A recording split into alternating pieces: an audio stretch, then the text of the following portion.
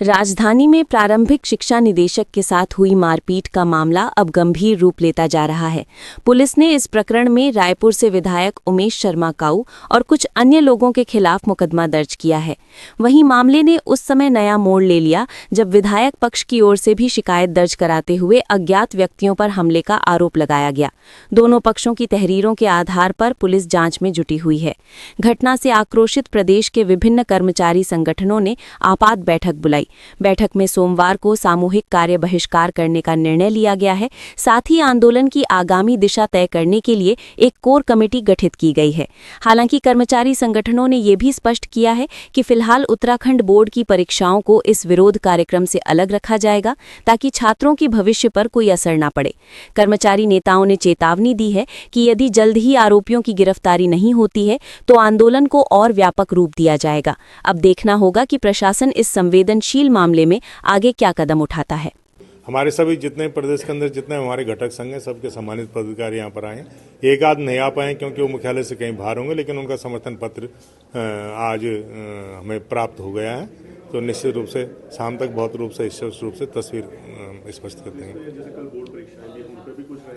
Board परीक्षाएं फिलहाल तो मैंने कल भी कहा था कि वो तो हमारी साल भर की खेती है, उसे एकदम हम उजाड़ नहीं सकते। बच्चे हमारे हैं, वो गरीबों के बच्चे हैं और हम ऐसा कठोर निर्णय भी फिलहाल नहीं ले सकते। फिलहाल हम कार्य बहिष्कार माने जो हमारे ऑफिस हैं या जो लोग खाली हैं वो लोग कार्य बहिष्कार करेंगे और बाध्य किया जाएगा हमें इस घटना के लिए, तो निश्चित रूप से हम वो कठोर कदम भी उठाएंगे। नहीं होती है। देखिए, इससे पहले भी बहुत इंसिडेंट हमने देखे और आप चूंकि हमारा देश का ये चौथा स्तंभ है, आपके माध्यम से ही कई चीज़ें हमें मिलती है और आपके माध्यम से ही कल हमें इस घटना का सही पता चला। हम देख रहे हैं सीसीटीवी में फुटेज में कौन लोग थे, कैसे कुर्सियां फेंकी गई और कैसे आग के नीचे मारा गया। मुझे तो ऐसा लगता है कि वो जो दफ्ती थी, वो जो नेम प्लेट थी, उस नेम प्लेट से ही कोई धारदार उसको बनाकर वो कोई अटेम्प्ट टू मर्डर जहाँ हो गया था, मर्डर भी हो जाता इस कंडीशन में।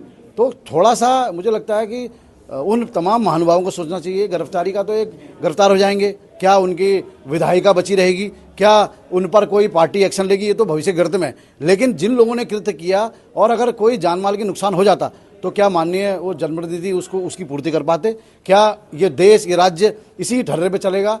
क्या वो लोग जो काम कर रहे हैं सरकारी काम, उनको सरकारी काम से रिटायरमेंट ले लेना चाहिए या इन्हीं लोगों को जनप्रतिनिधियों के लिए ये सीटें सारे उल्टे काम या अवैध तरीके से उनको डरा धमका के काम करने का तरीका क्या जायज़ है? ये भी बहुत बड़ा प्रश्न चिन्ह है। दूसरा प्रश्न चिन्ह इस बात का है कि एक विधायक का प्रोटोकॉल होता है।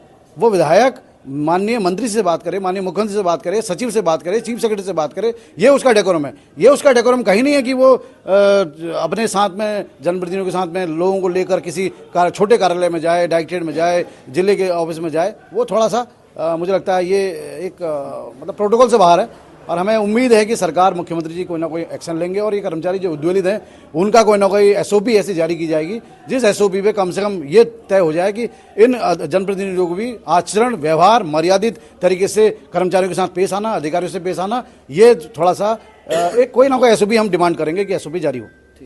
कल पूरा कार्य बहिष्कार पर रहेगा और कल हमारी चूंकि कोर कमेटी का गठन हो चुका है, कल 2 बजे के बाद कोर कमेटी आगे, चाहे वो बोर्ड परीक्षाओं का बहिष्कार हो, चाहे वो अन्य प्रक्रिया आंदोलन में किस प्रकार से शामिल होना है, वो रखा गया है। लेकिन मैं पुनः आपके सोशल मीडिया के माध्यम से, क्योंकि आप लोकतंत्र का चौथा स्तंभ हो, बहुत महत्वपूर्ण आपकी भूमिका रहती है।